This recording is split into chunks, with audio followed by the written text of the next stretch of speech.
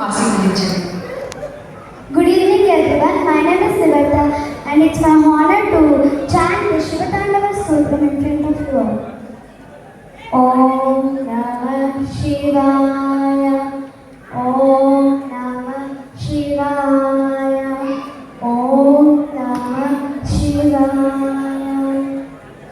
जटाटवीगलज्जलप्रवाहपावितस्थले गलेवलं निलम्बिताम्बुजङ्गतुङ्गमालिका वड्डमड्डमड्डमन्निनादवड्डमर्वयं चकारचण्डताण्डवं तनोतु न शिवं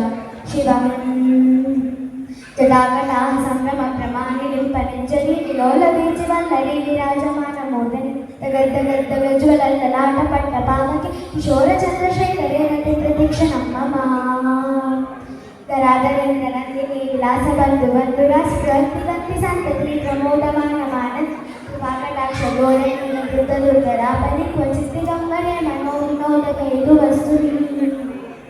जटाभुजङ्गपिङ्गलस्फुरत्पनामणिप्रभकदम्बकुङ्कुमद्रवप्रलिप्तलिङ्गुर्मुख मदान्दसिन्धुरस्फुरत्वगुप्तरीयमेधुरे मनोविनोदमद्भुतं विवर्धु भूतभर्तरी सहस्रलोचन प्रवृत्तिशेषलेखशेखर प्रसूनधूलिधोरणि विदूसराङ्गतीर्थगु भुजङ्गराजमालया निबद्धजाटचूडक श्रीचिरायजायकं चकोरबन्धुशेखर ललाटचत्वरज्वल धनञ्जय स्फुलिङ्गबन्निपीठपञ्चसायकं नवनीयपनायकं स्वामयोगलेखया विराजमानशेखर महाकपालि सम्पदे शिरोजटालमस्तुना करालपालपट्टिका दगद्दगद्दगज्वल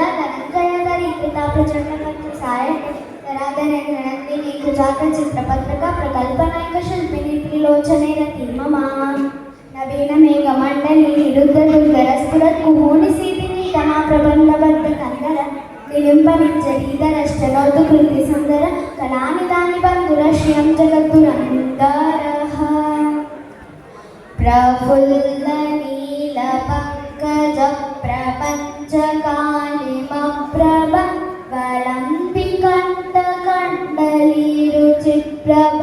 प्रपञ्चकालिमप्रभवलम्बिकण्ठकण्डलीरुचिप्रबद्धकन्दरं स्मरच्चिदं पुरच्चिदं भवच्चिदं मगच्चिदं प्रजच्चिदान्तकच्चिदं तमन्तकच्चिदं भजे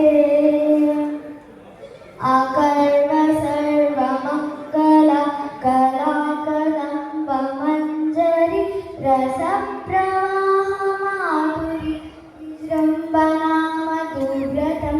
परान्तकं पुरान्तकं भवान्तकं मकान्तकं गजान्तकान्तकान्तकं तमन्तकान्तकं